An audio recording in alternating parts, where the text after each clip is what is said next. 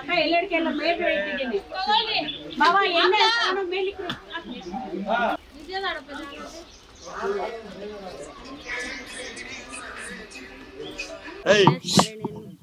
ಪೂಜೆ ಮಾಡಿರುವಂತದ್ದು ಏನು ಹೇಳ್ತೀರಾ ಸರ್ ಇದ್ರ ಬಗ್ಗೆ? ನಾವು ಇವತ್ತು ಮಾಡ್ತಾ ಇಲ್ಲ, 21 ವರ್ಷ ಆಯಿತು ನಮ್ಮ ತಂದೆ ತೀರ್ಕೊಂಡು. ನಮ್ಮ ತಾಯಿ ಇವತ್ತು 16 ವರ್ಷ ಆಗಿದೆ.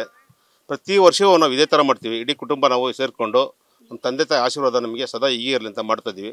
ಇದೇ ರೀತಿ ಎಲ್ಲ ಜನನೂ ಅವ್ರ ತಂದೆ ತಾಯಿ ಪೂಜೆ ಮಾಡಿ ಅವ್ರ ಆಶೀರ್ವಾದ ಪಡೀಲಿ ಅಂತ. ಇರೋವಾಗ ನಮಗೆ ಗೊತ್ತಿರಲಿಲ್ಲ ನಮ್ಮ ತಂದೆ ತಾಯಿ ಯಾವ ಥರ ನೋಡ್ಕೋಬೇಕು ಅಂತ. ಅವ್ರು ಹೋದ್ಮೇಲೆ ಇವತ್ತು ನಮಗೆ ಜ್ಞಾನೋದಯ ಆಗಿದೆ. ಅವತ್ತು ನಮ್ಮ ಬಡಸ್ತಾನ ಇತ್ತು. ನಮ್ಮ ತಂದೆ ತಾಯಿ ಎಲ್ಲ ಥರ ಇವತ್ತು ಕೊಟ್ಟಿದ್ದಾರೆ, ಆದರೆ ಅವರು ಇಲ್ಲ ಇವತ್ತು ನಮಗೆ. ಅವ್ರ ನೋವು ಅಂತ ನಮಗೆ ನೋವಿಗಿದೆ.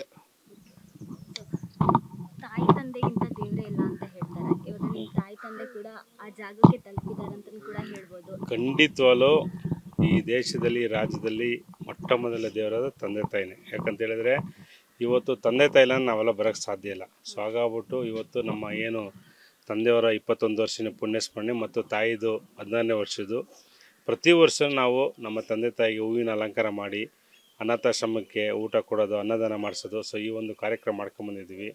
ನಾವು ಹೇಳೋದಿಷ್ಟೇ, ತಂದೆ ತಾಯಿ ಅಂತ ಹೇಳಿದ್ರೆ ಒಂದು ಸರಿ ತಂದೆ ತಾಯಿ ಕಾಣಕ್ಕೆ ಮತ್ತೆ ಅದು ಸಿಗೋಲ್ಲ.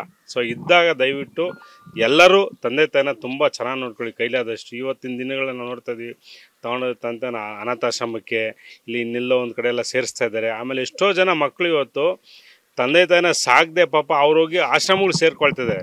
ಸೊ ಇಂಥ ಒಂದು ಪರಿಸ್ಥಿತಿ ಆಗಿದೆ. ಸೊ ನಾನು ಹೇಳೋದಿಷ್ಟೇ, ಇವತ್ತು ಯಾವ ಮಕ್ಕಳು ಒಳ್ಳೆ ತಂದೆ ತಾಯಿ ನೋಡ್ಕೊಳ್ಳೋನು ಯಾವತ್ತೂ ಉದ್ಧಾರ ಆಗೋಲ್ಲ. ಸೊ ಹಾಗಾಗ್ಬಿಟ್ಟು ಇವತ್ತು ನಾವು ಹೇಳೋದಿಷ್ಟೇ, ಇವತ್ತು ನಾವೆಲ್ಲ ಇಡೀ ನಮ್ಮ ಕುಟುಂಬ ಏನು ನಮ್ಮ ಅಪ್ಪನಿಗೆ 6 ಜನ ಮಕ್ಕಳು ಪ್ರತಿ ವರ್ಷ ನಮ್ಮ ತಂದೆ ತಾಯಿ ಇದೇ ರೀತಿ ಪೂಜೆ ಮಾಡಿ ನಮ್ಮ ಕೈಲಾದಷ್ಟು ಅನ್ನದಾನಗಳು ಮಾಡ್ಕೊಂಬಂದಿದ್ದೀವಿ. ಅದೇ ರೀತಿ ಪ್ರತಿಯೊಬ್ಬರು ಮಾಡ್ಬೇಕಂತ ಹೇಳೋಕ್ಕೆ ಇಷ್ಟಪಡ್ತೀನಿ.